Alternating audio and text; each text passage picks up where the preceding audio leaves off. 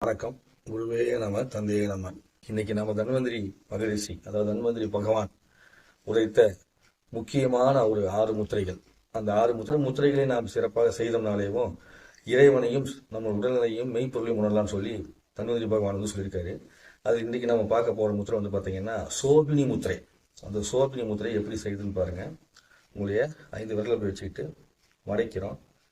இப்படி கீழே இந்த ஆள்காட்டினுடைய அடிப்பகுதியை தொட்டு இப்படி மடக்கி வச்சுக்கிறோம்.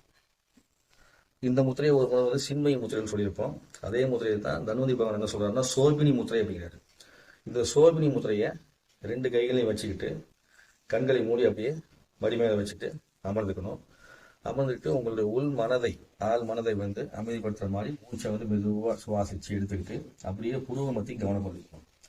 இவர் தன்வந்திரி பகவான் என்ன சொல்றாருன்னா இந்த 6 முத்திரைகளையுமே புருவ மத்தி கவனம் கொண்டு போங்கன்னு சொல்லியிருக்காரு. அப்படி புருவ மத்தி கவனம் கொண்டு போயிட்டு அங்க இருந்துகிட்டு நீங்க வந்து இந்த மந்திரத்தை சொல்லணும். இந்த மந்திரம் என்னன்னா ஆ மற்றும் இம் அப்படிங்கிற மந்திரம். இந்த மந்திரத்தை புருவ மத்தி கவனம் வச்சுக்கிட்டு ஆ ஆம் ஆம்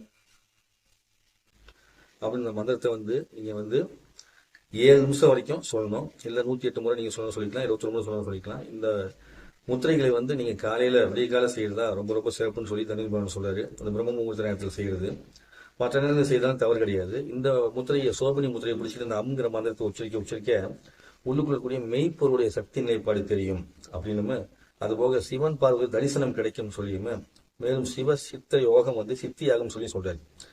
ஸோ இந்த சித்தி பெறக்கூடிய முத்திரைகளை பத்தி நம்ம வந்து தொடர்ந்து பாட்டு வந்துருக்கிறோம். அதுல ஒரு முத்திரை மறுபடியும் சொல்லி எல்லாத்தையும் இதுல முதல்ல வந்து பாத்தீங்கன்னா இது வந்து சுவகர்ண முத்திரைன்னு பேரு. இந்த சுவகர்ண முத்திரைக்கு வந்து நம்ம வந்து சம்ங்கிற மந்திரத்தை உச்சரிக்கிறோம். அதுக்கப்புறம் வந்து பாத்தீங்கன்னா இந்த யோனி முத்திரை, இந்த யோனி முத்திரைக்கு நாம வந்து ரீங் அப்படிங்கிற மந்திரத்தை உச்சரிப்போம். அதுக்கப்புறம் அபான முத்திரையை அவர் இப்படி சொல்றாரு, சரிங்களா? இந்த அபான முத்திரையை பிடிச்சிக்கிட்டு நாம் வந்து கிளி அப்படிங்கிற மந்திரத்தை வந்து உச்சரிப்போம். 3 ஆச்சுங்களா? அதுக்கப்புறம் இந்த மோதிரவில் பிடிக்கிறோம் இல்லையா, மோகினி முத்திரை. இந்த மோகினி முத்திரையை பிடிச்சிக்கிட்டு நாம் ஓம் அப்படிங்கிற மந்திரத்தை வந்து உச்சரிப்போம்.